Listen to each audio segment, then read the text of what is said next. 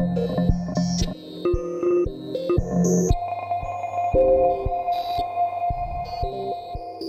everybody, it's Lady Mal. It's been a couple of days since my last vlog. Gotten quite a few questions and comments and things like that. So um, today's Triple Thursday, so I'm doing one now. I'm going to do another one, and then Daddy and I are going to do one together. So for this one, I got asked a question by someone on FetLife to explain pony play. Um, I don't have any experience really with pony play, so I had to go do some researching and pick some people's brains. So I've come up with a few things.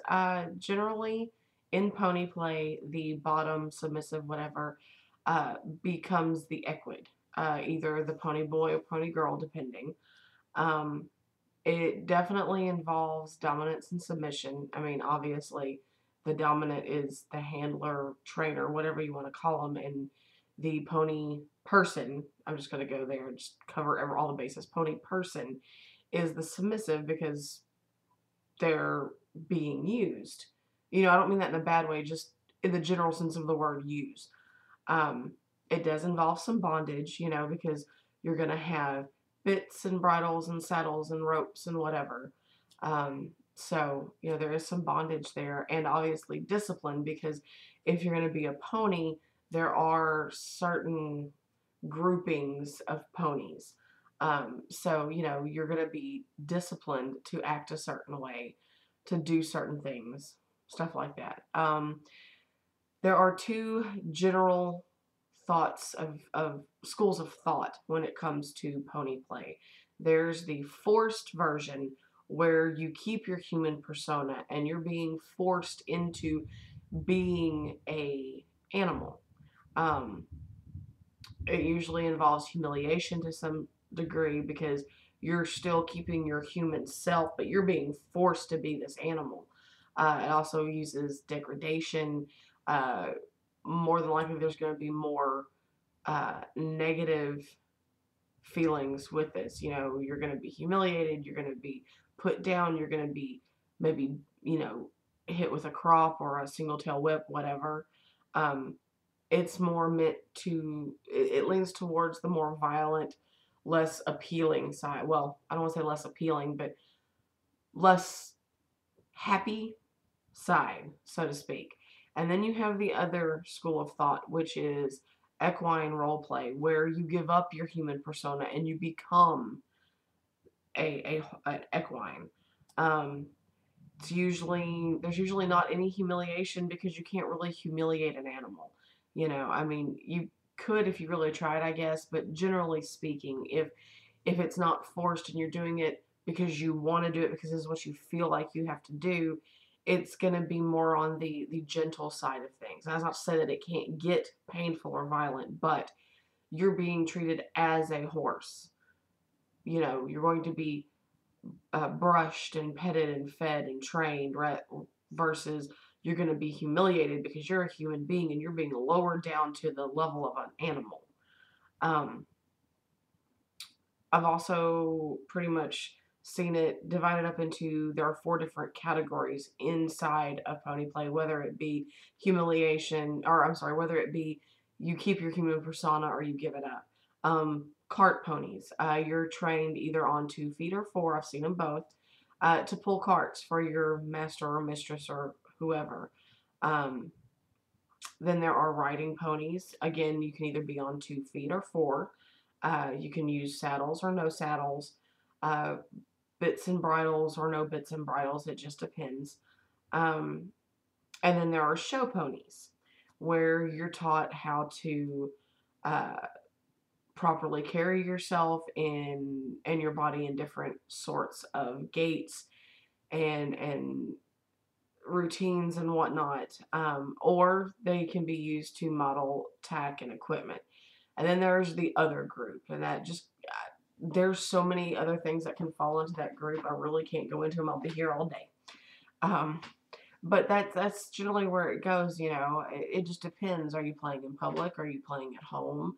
You know, do you have a master and a mistress, or one or the other, or you know, it just depends on what you're in it for.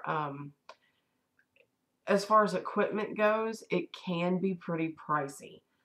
Just depending, if you're just going to do the simple no saddle type of thing, a bit gag, and a set of leather wrist cuffs or ankle cuffs, depending on how many feet you're going to be on. It can be as simple as that to some of the most extravagant rigs I've ever seen, with the bit and bridle with the headpiece and the feather and the saddle and the shoes that actually make your feet look like hooves. And then you get into like carts and crops and whips and that whole thing. I mean, it can be as cheap or as expensive as you want it to be.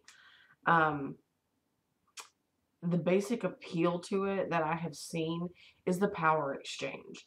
You know, most of the pony people that I have spoken to have said that it's a much more intense bottom aspect, because you are either being forced to, or of your own free will, being forced into this more animal mindset.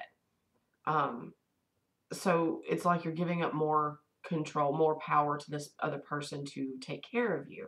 Now, don't get pet play or pony play confused with being a Therian, because I mean, I'm sure you could be a pony boy or girl and believe that you truly have the spirit of a horse, and that's cool. But in general, pony play does not equal being a Therian. It could if that's how you think, but for the most part, pony play on its basis level is not being a Therian. I'll actually get into that in another vlog, Therian stuff, that is. Um, but really, that's about all that I could find. I don't really have a whole lot of resources for pony play, aside from it looks really cool. I mean, you can even go so far as to get butt plugs that have tails on them. I've seen puppy dog tails. I've seen bunny rabbit tails, which I think is adorable. Horse tails. I've seen zebra girls. They are incredibly hot. Um, I mean, like I said, you can go as extravagant or as simple as you want. It just depends on what you and your dominant trainer, handler, whatever you want to call them, want to do. It looks pretty interesting. It's not really for me, because you really, if you're going to be like a riding pony or a cart pony, you really do have to be in pretty good physical shape, because you have to be able to pull a cart or to handle having someone ride on your back, whether it be if you're on all fours or if you're on your legs and they're on your back like a piggyback. I mean, it could be pretty strenuous. I think it's amazing, to be perfectly honest. I think it is absolutely beautiful when it's done correctly. But just like with everything else in BDSM, you got to play, that whole safe, sane, consensual type of thing. I mean, even if you're being forced, forced to be a pony, where you keep your human persona. I mean, even that, even though, yeah, you're technically being forced into it, it's still consensual.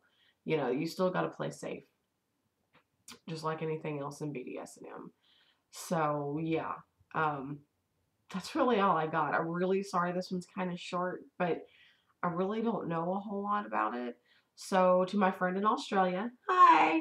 I hope you enjoyed it. And if you have any more questions, please feel free to ask. That goes for anybody. And don't forget to rate, comment, and subscribe down here. And I will see y'all later. Mwah. Bye-bye. Love y'all.